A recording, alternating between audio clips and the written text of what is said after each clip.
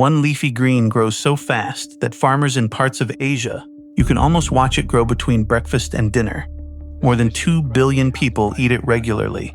It has been cultivated for centuries. It can produce harvest after harvest from a single planting. Researchers have studied its nutritional profile, its antioxidant compounds, and its potential medicinal properties.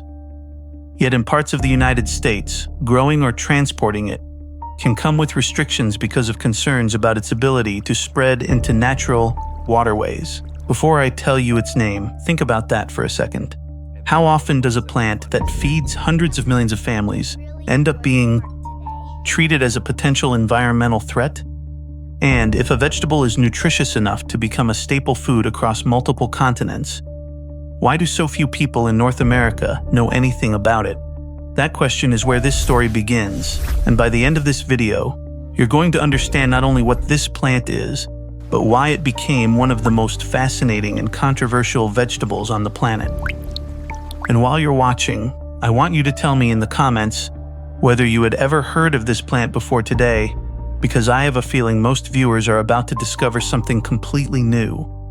The plant is called Ipomoea aquatica. Depending on where you live, you might know it as water spinach, Kangkong, Kangkong, Rao Muong, or by several other regional names.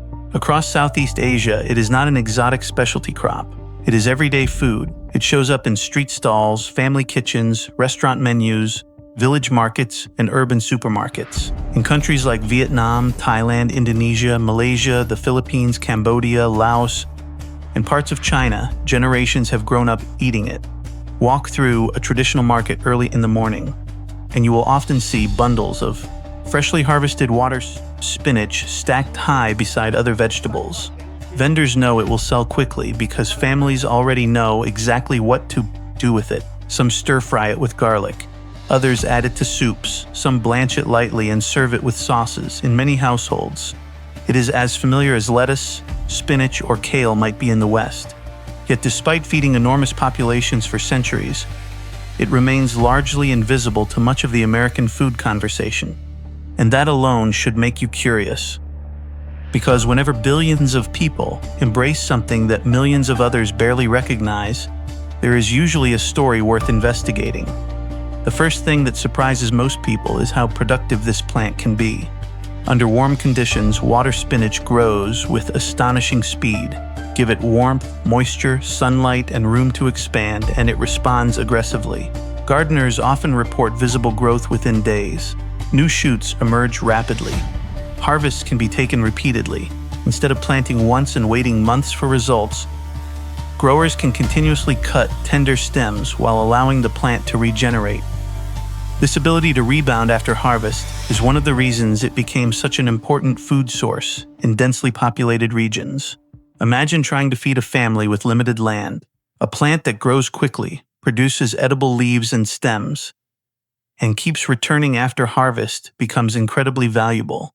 Suddenly, you're not looking at a vegetable, you're looking at a food system. And that brings us to nutrition, because this is where the story starts getting even more interesting. Water spinach contains iron, vitamin C, vitamin A precursors, fiber, and numerous plant compounds that researchers continue studying today. For generations, communities have valued it as an affordable and accessible source of nutrients. In regions where access to expensive foods may be limited, vegetables like this become nutritional lifelines. One reason water spinach attracts so much attention is its iron content. Iron plays a critical role in the body. It helps transport oxygen, supports energy production, and contributes to overall health. Iron deficiency remains one of the most common nutritional issues worldwide. According to global health organizations, anemia affects enormous populations, particularly women and children. So when a fast-growing, affordable vegetable provides meaningful amounts of iron, researchers pay attention. But here's something many people don't realize. Nutrition is not just about what is present in a food, it's also about what your body can absorb. Vitamin C is known to improve the absorption of non-heme iron, the form found in plants. Water spinach naturally contains vitamin C, and many traditional recipes pair it with ingredients that further enhance absorption. In other words, some traditional food cultures were solving nutritional challenges long before modern nutrition science formally described the mechanisms involved. Think about that. Entire culinary traditions often evolve through generations of observation and experience.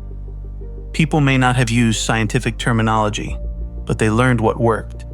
And that pattern appears again and again when researchers examine traditional foods around the world. Now, if the story ended here, water spinach would simply be an impressive vegetable, nutritious, productive, widely consumed, end of discussion. But that is not where the story ends, because water spinach has another characteristic that completely changes how governments and environmental agencies view it. It grows extremely well in wet environments. In fact, it grows so well that in some regions it can spread beyond cultivation. When introduced into suitable ecosystems, it may establish itself aggressively. Dense growth can interfere with waterways, reduce light penetration, compete with native vegetation, and alter aquatic environments. Environmental authorities have documented situations where unmanaged populations created ecological concerns. This is the side of the story that often gets overlooked by people who only discuss its nutritional value. The ecological concerns are real. Government agencies did not create restrictions simply because they disliked vegetables. The issue is that a plant can be both highly useful and environmentally problematic depending on context. Those two realities can exist at the same time. A species that helps feed families can also become invasive under certain conditions. Nature does not organize itself according to human categories. A plant does not know whether it is being called a superfood or an invasive species. It simply grows according to its biological programming, and water spinach is exceptionally good at growing. That is precisely why it became successful as a food crop, and precisely why environmental managers sometimes worry about it. This is where many discussions become oversimplified. One side says the plant is amazing. The other side says the plant is dangerous. The truth is more complicated. A vegetable can be nutritionally valuable while also presenting ecological risks if released into sensitive environments. Understanding both sides gives you a far clearer picture than choosing one narrative and ignoring the other. And if you've made it this far, I want you to tell me which side surprised you more. Were you more surprised by the nutritional profile or by the environmental restrictions? Let me know in the comments because I'm genuinely curious. Now let's talk about why this vegetable became such a staple food in the first place. Imagine you are living in a tropical climate. You need crops that can tolerate heat. You need reliable harvests. You need food that can be grown without enormous investments. Water spinach checks many of those boxes. It adapts well to warm conditions. It grows rapidly. It can be harvested repeatedly, and it integrates easily into everyday cooking. These characteristics helped it spread across cultures and cuisines. Over time, it became deeply woven into food traditions. This is something many modern consumers overlook. The foods that survive for centuries usually do so for practical reasons. They feed people effectively. They fit local environments. They provide value. And they continue appearing on tables generation after generation, because families see benefits in growing and eating them. Water spinach earned its place through repeated usefulness over long periods of time.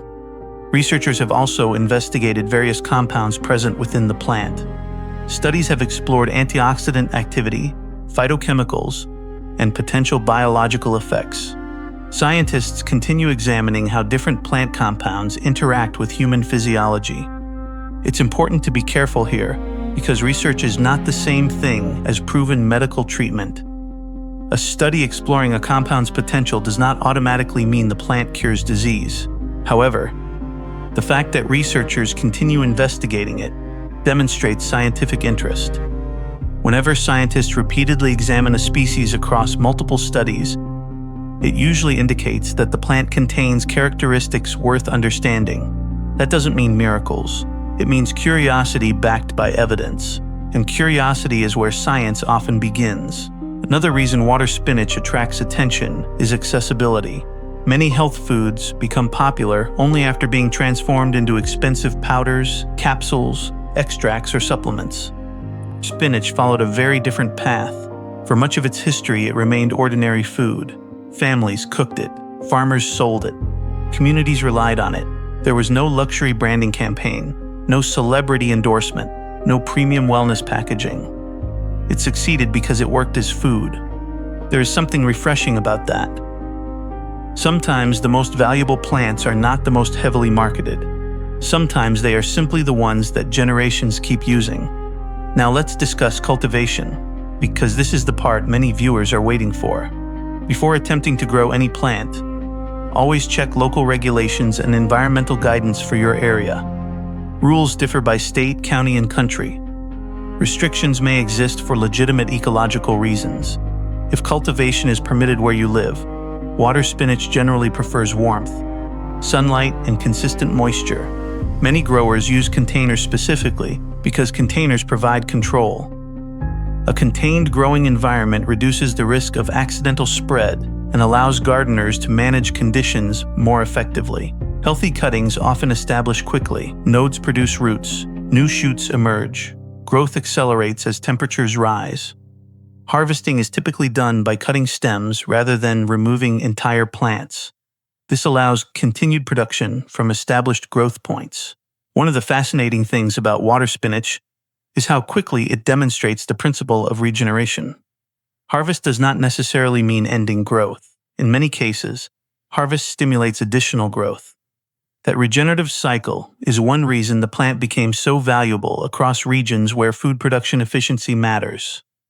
If you think about it, there is something almost symbolic about a plant that keeps returning after each cutting. It reminds us that productivity is not always about extracting more resources. Sometimes it is about working with biological systems that naturally renew themselves. And perhaps that is one of the biggest lessons hidden inside this story. The world contains countless plants that remain underappreciated, misunderstood, or overlooked. Some are ignored because they are unfamiliar, others because they don't fit existing agricultural systems, some because they raise complicated environmental questions.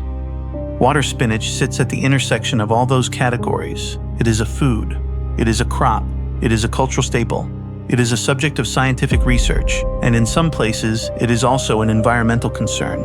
Very few plants occupy all those roles simultaneously. That's what makes it so interesting. By now, you can probably see why billions of people continue eating it.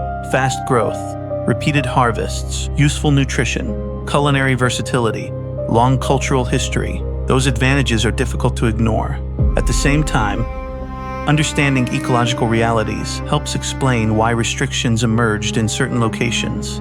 Both pieces of the puzzle matter, and when you put them together, a far more nuanced story appears. Not a story about a miracle plant, not a story about a villainous plant. A story about a remarkably successful species whose strengths create both opportunities and challenges, depending on where it grows.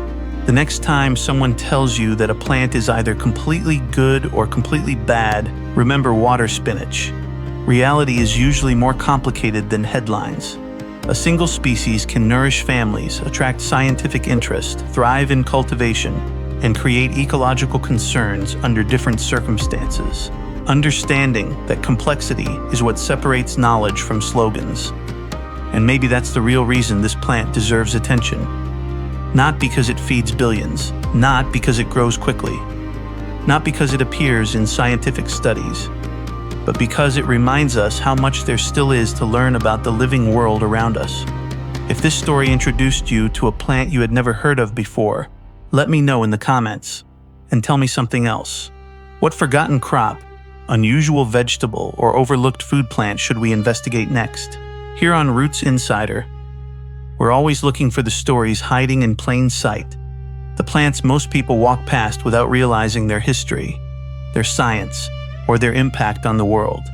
Subscribe if that's the kind of discovery you enjoy, because there are far more hidden plant stories waiting to be uncovered, and some of them may be growing closer than you think.